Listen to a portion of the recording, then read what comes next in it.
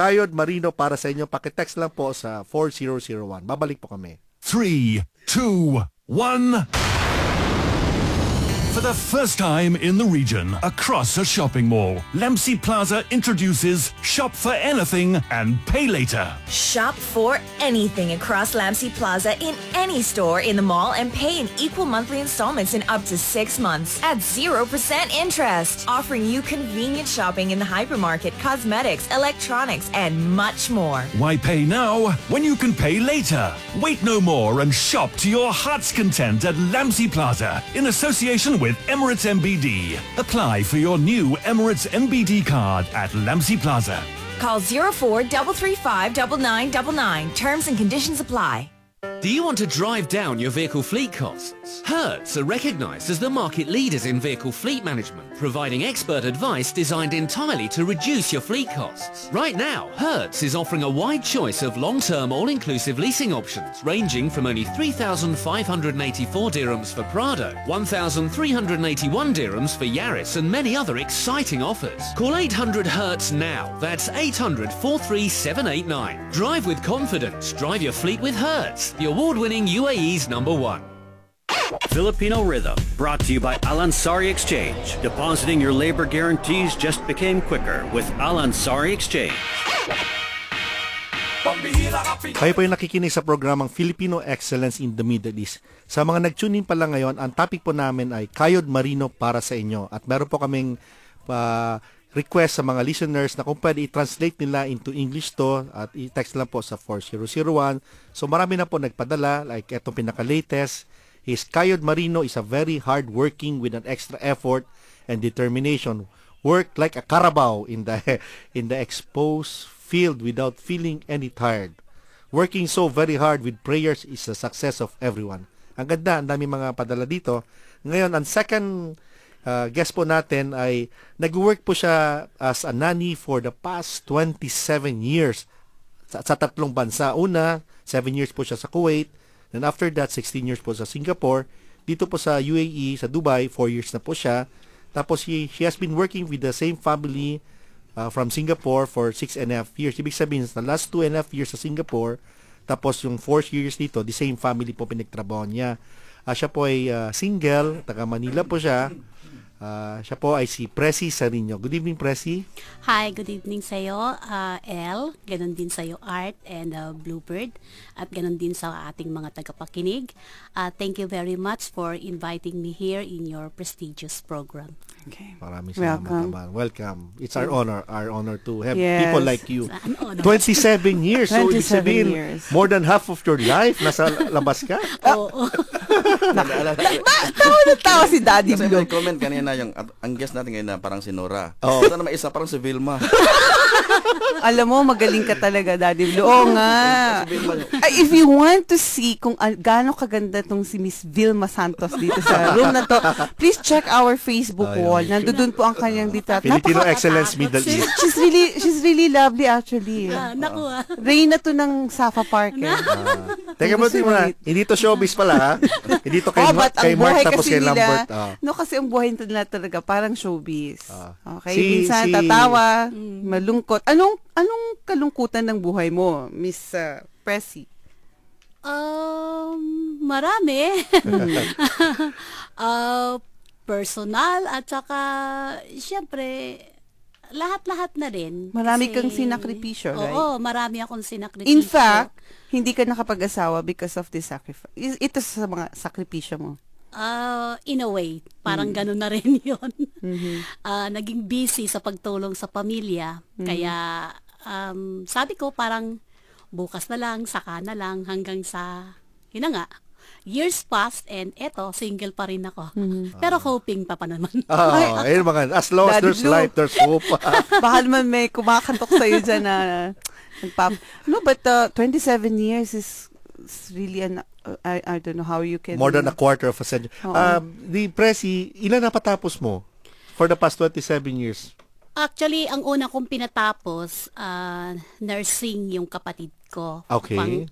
Kasi 8 kaming magkakapatid eh. Pang-4 ako, yung pang-6 na kapatid ko, ang talagang totaling, ako ang nagsakripisyo sa kanya para magpaaral ng nursing.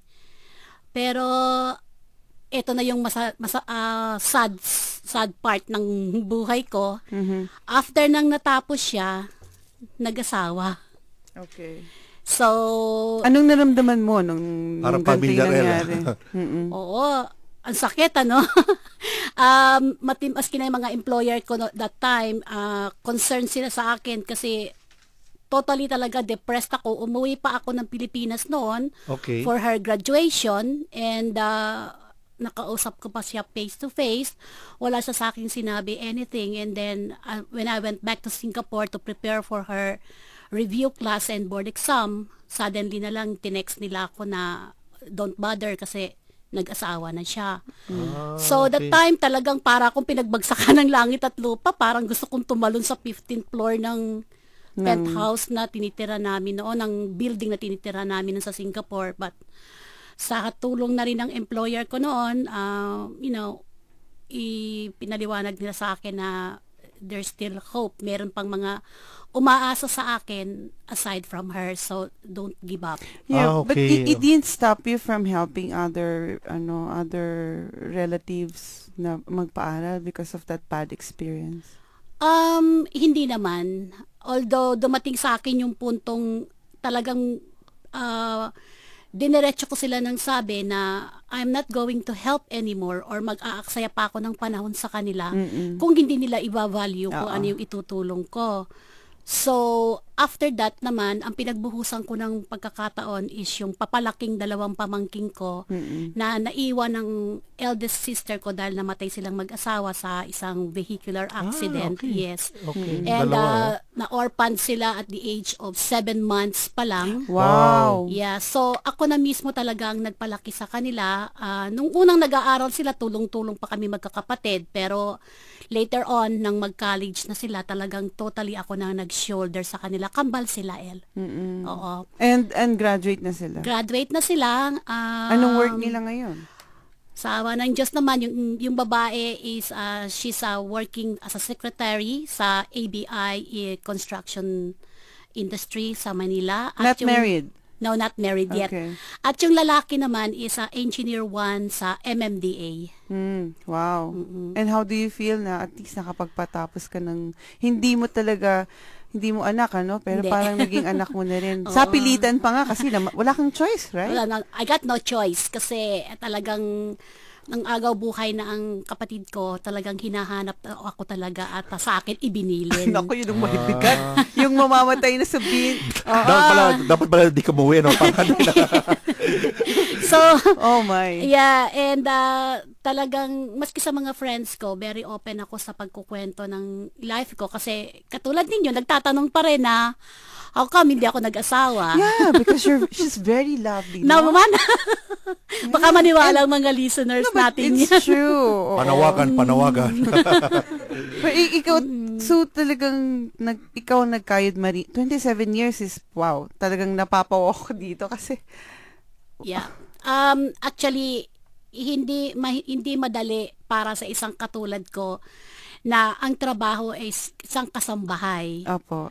Ang magtagal ng ganito at magpaaral ng hindi mo naman talagang anak. Opo. Kundi mga kapatid mo at pamangkin mo. Opo. At patuloy pa rin akong tumutulong. So ngayon, currently, may pinapaaral ka Yes, ngayon? may pinapaaral. Mga pamangkin. Tinutulungan ko naman Ilan? siya. Ilan sila?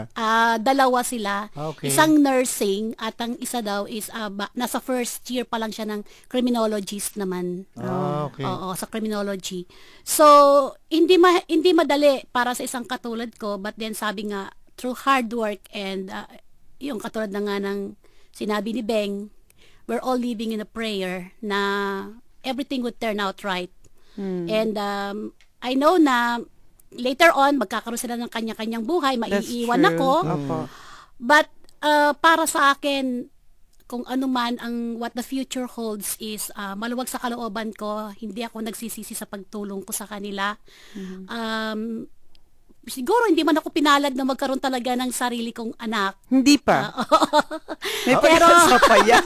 Abayapon mo kami. May pag-asa pa yan. Sa ibang bansa nga lola na, may anak pa pero at least hindi ko man sila biological children. Oo. Nagampanan ko yung tungkulin ng isang magulang. Nabuhay ka. Yes. Dito sa work mo, ilang inalagaan mong bata? 3. Mga maliliit pa sila? Yung youngest is si Rebecca is turning 6. Okay. Bali, hindi pa pregnant yung madam ko nang pumasok ako sa kanila. Kasi 6.5 years kakama sa kanila. Anong nationality nila? British, taga-UK sila. Okay. Haven't you noticed the way she speaks English? Today? Yeah, sabi daw sa joke, let's go, you'll go to die in Abu Dhabi. Sabi na siya, I don't want to die today. To die kasi today pala. To die. Okay. So, pero pag uulitin, katulad ng tanong natin kay Miss Beng kanina, kung uulitin mo yung buhay mo, meron ka bang babaguhin dito? I don't think so. Bakit? Kasi, ang life experiences ko is what made me as I am today. And it made me more stronger. And every time na makakaramdam ako ng failure in life, or I feel like magkakaroon ng failure or whatsoever, I just look back doon sa mga struggles ko na overcome ko. And I'm still here standing. Ika nga. And smiling. Yeah. Well, yun lang naman ang magiging sandata natin kapag ka nagtatrabaho tayo sa abroad, is to enjoy and to love whatever you are doing. Yung trabaho mo, kasi kung yun ang kaiinisan mo yung pagtatrabaho mo, let's face it na yun ang bread and butter natin. That's true. So, mahalin natin ito, and manalangin tayo parate, kasi wala namang magbibigay sa atin ng lakas at saka ng guidance in our everyday life kundi yung ating nasa sa itaas. So, yun lang naman ang talagang mabuting sandata nating lahat ng mga nagtatrabaho dito sa labas. Hanggang kailan po kayo magtatrabaho sa labas para perhaps tumulong sa mga pamangkin nyo? Hanggang kailan? Parang palabas Hanggang kailan kayo magkakayod Marino para sa kanila? Another translation yun. Well, siguro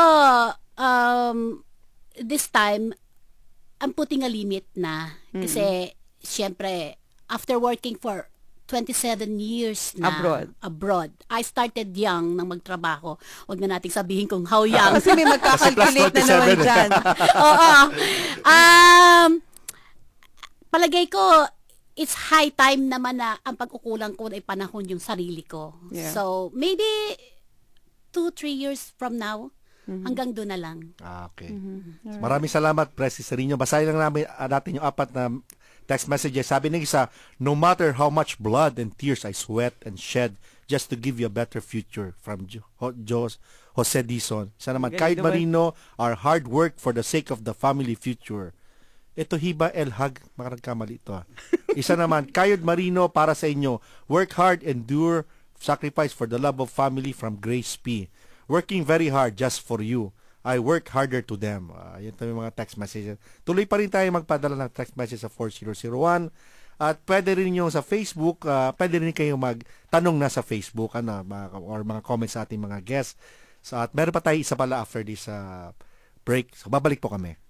Because we're in business too, we know that you have one aim: growth. The Arabian Radio Network Business Club specializes in helping business grow. 1.5 million people listen to our radio stations every day. That's 1.5 million people who live, work, and spend in the UAE. Have they heard about your business? Find out how the Arabian Radio Network Business Club can save you thousands at our free seminars between April 22nd and the 26th. Numbers are limited, so register now at radiorsvp.com or text ABC to 4003. If you've got a limo, a yacht and your own set of golf clubs, the executive plan's probably for you.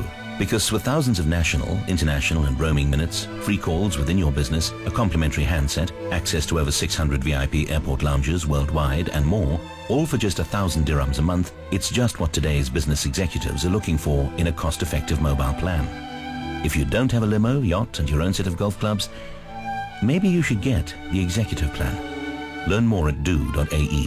Do, Add life to life. Move to Dubai Investments Park, strategically located on Emirates Road, next to Jebel Ali Port and Al Maktoum Airport, with easy access from any